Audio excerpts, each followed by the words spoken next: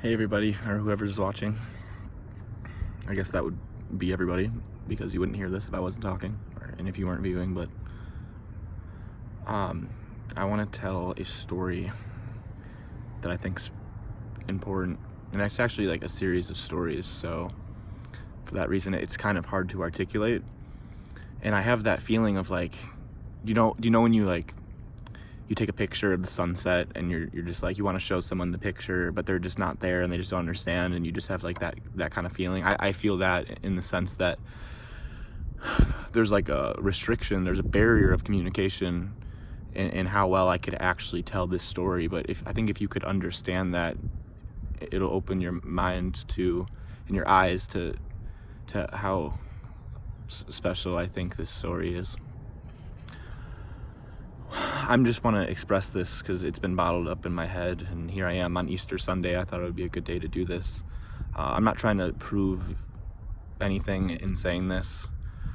There's like the level of theology and people who are like super religious that like ignore all science, and that's like a certain level right here.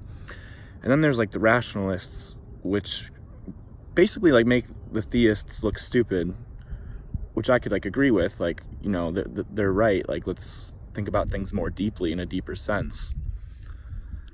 But then there's like a level above that, which is like beyond, rationalism. Because it wasn't too long ago when we still thought the Earth was flat. You really think you know everything this universe has to offer? I certainly don't. But I do want to share these coincidences that make me believe in a God, whether that's, he, a she, a it. So I'm just going to go ahead and get started. So this story starts with basically, I'm driving I'm actually driving up from school. I'm going back to my mom's house. I go to Southern Illinois, and I live back in kind of near Chicago.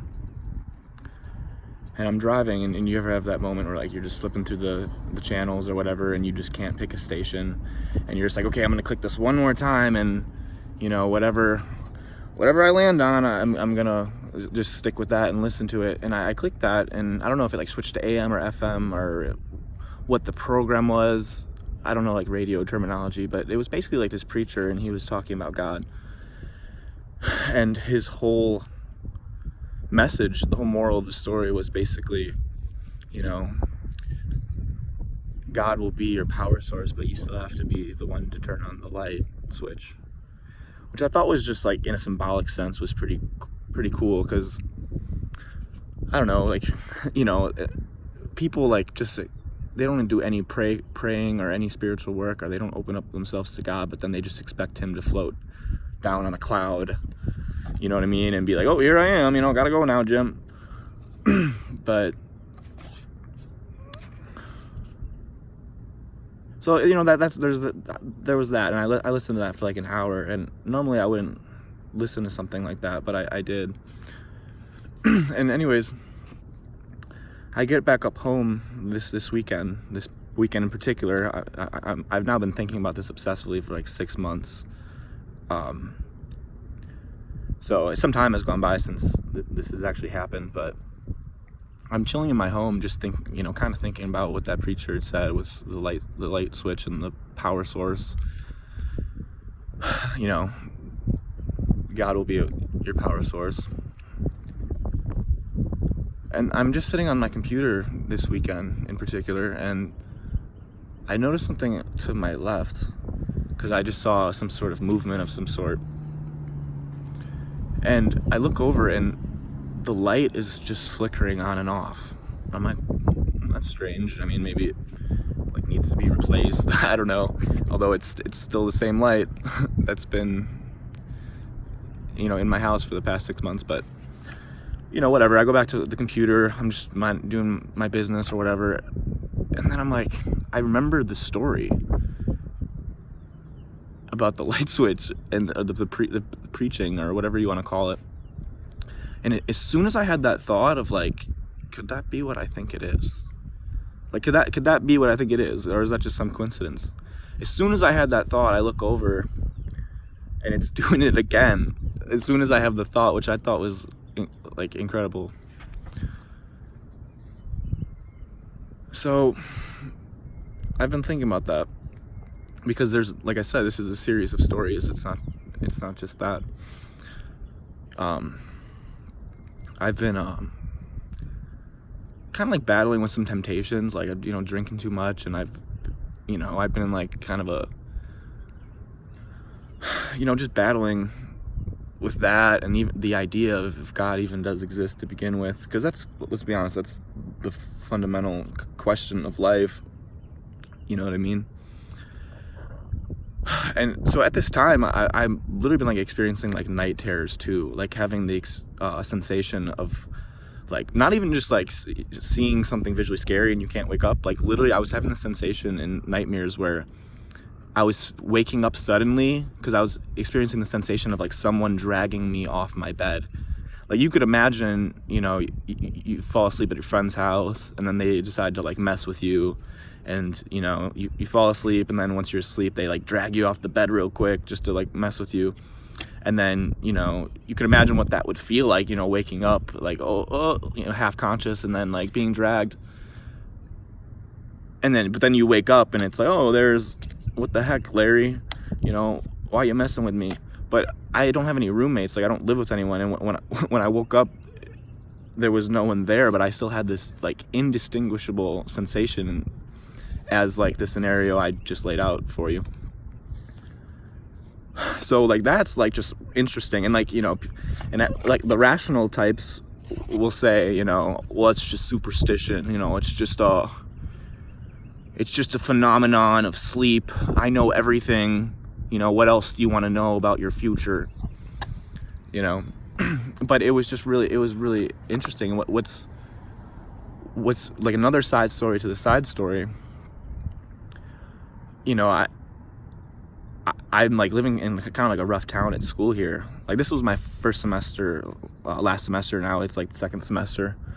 I'm on campus right now, but what's interesting is, you know, when I was having those night terrors, I was stumbling upon YouTube because I was wondering if anyone had a similar experience, because I've heard about like night terrors, but nothing like that. Like you gotta imagine like what that's like to actually happen to you, like not just hear someone talk about what actually happened to them. And so I was stumbling upon YouTube to see if there's anyone like me who had a crazy experience like that, and I stumbled upon this man who was telling a story about how like a portal opened in his room, and like two like demonic like entities came out. One was like weird looking with a funny nose, and the other one was like a dark shadow figure. And this man like tells a story about like how they're like taking his arm back and like pulling him, and he's like scared out of his mind, shocked, paralyzed, you know, just frozen in fear.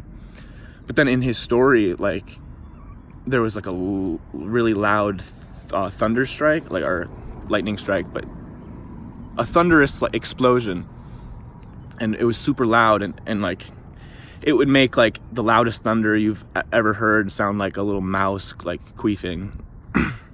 Like he just explained how it was so loud, and then these like demonic entities like went back into the portal where they came from as soon as they heard that, because they were like, oh no, dad's home, you know. Which I thought was interesting. And he thought it was like Saint Michael or the voice of God or something. And so I had that story in my mind. Like I had the funny coincidence with the light. Like I was experiencing these insane night terrors where I was literally having the sensation of being dragged off my bed. I was and hanging halfway off my bed, like. So that's going on. I hear about this crazy story where this thunder is like super significant. And then I'm also like, where I'm living now, it's kind of like a rough town. I forget if I actually said this already. It's like a rough town, and I just so happens my last year, my senior year, I'm like was living next to like a drug dealer on either side of me, which is like brings a whole bunch of sketchy people around. It was giving me a tremendous amount of anxiety. So there's all this going on, And then one night I'm just like praying to God, because I've been going back and forth, like, you know, are you real? Are you not? You know, show me a sign, show me something, please. I need to know you're real. Sorry.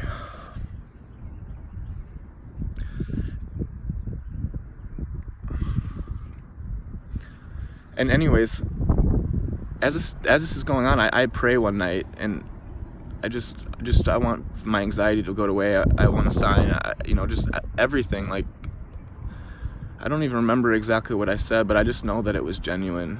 If there was ever one time I prayed, it was that night. And that night there was a huge storm. And everyone in class the next day was talking about it, because it was like a bold ass storm. Like, it woke everyone up at like the same time with this one like strike in particular. And like, you know how like you're counting, like you hear you see the flash of lightning, and then you count like 1, 2, 3, 4, and then the thunder goes, and that means the thunders or the lightning or both was like 4 miles away. Like, it was instantaneously, like the strike, the visual stuff, and then, you know, the thunder. It was instantaneously, so it was so close. It was like, must have been the smack middle of campus. Like, it could hit my building for all I know. And what's funny is the 2 drug dealers that were like serving as temptation and like giving me anxiety, these 2 drug dealers who lived right next to me literally just move out, like without explanation, like the next day, both of them. And I didn't even realize how weird that was until like 2 weeks later. And I just had this realization of like, because I was thinking about the story, I was thinking about, you know, everything that I've just laid out for you. And it's just insane. Like, all these things that are happening to me, like, it's literally an unfolding mystery.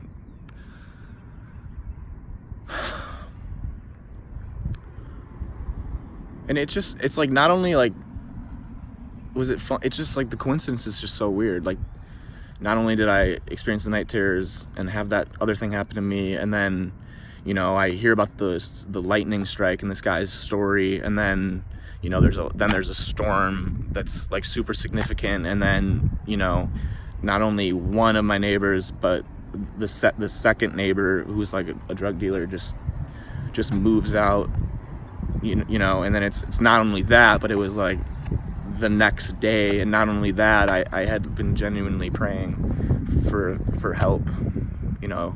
It's like a cry out for help. So, you know, I'll keep you updated. I don't know what's next, but I don't think this could just get drawn off as superstition, you know. Or I don't even know what to believe, you know. And even in that, like, you know, I'm still ignorant and unconvinced and greedy, and, you know, like, show me more, like, you know. But I don't know how much more I could ask for. So, yeah, I mean, I just wanted to share these thoughts, because like I said, they had been bottled up, you know. Make of them what you want and what you will, but I think this is a important conversation that I'm having right now with you listening.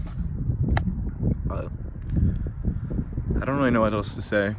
That kind of encapsulates everything that I've been thinking about the past 6 months. So, happy Easter Sunday, although you might be watching this on a different day. I hope you have a good day, whatever day it is that you're watching this on.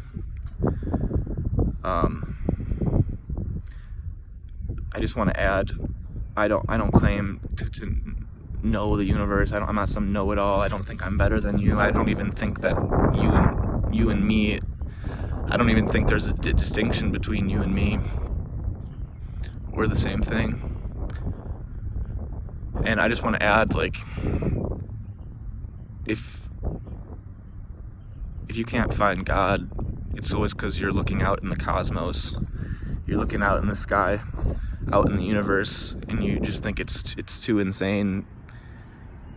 But even for the rationalist types, the people who are probably putting me in a box, like thinking I'm crazy or thinking, oh, that's just a coincidence, all that stuff that happened to you. We don't realize how big we are. Like, if you can't find God, it's because you're looking too big. Like, look inwardly. Like these scientist types, like, you believe so strongly in math and science, but let me use your own belief against you. Like, you hold math to this high value. Like, it's mathematically proven that if you have a blade of grass,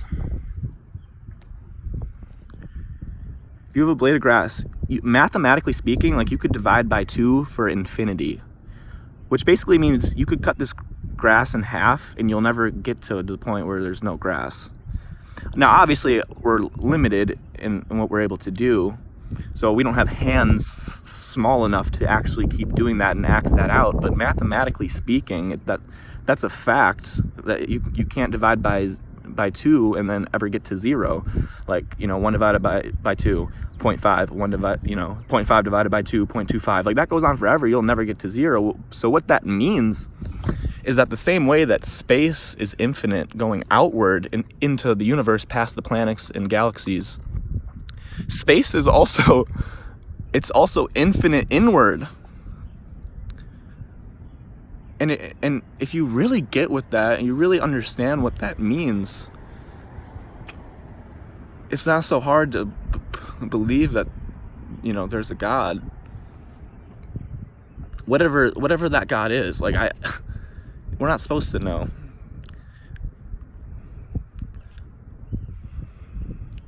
So that's all I want to say.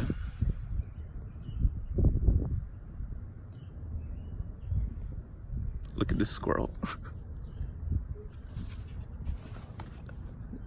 I hope he comes up next to me. So this little squirrel is probably gonna he's like checking me out. This is hilarious.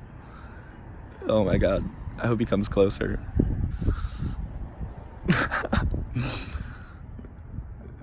He's looking at me like, oh, tell me more about the story. Let me see if I can zoom in. Alright, well, I'm just gonna end the video.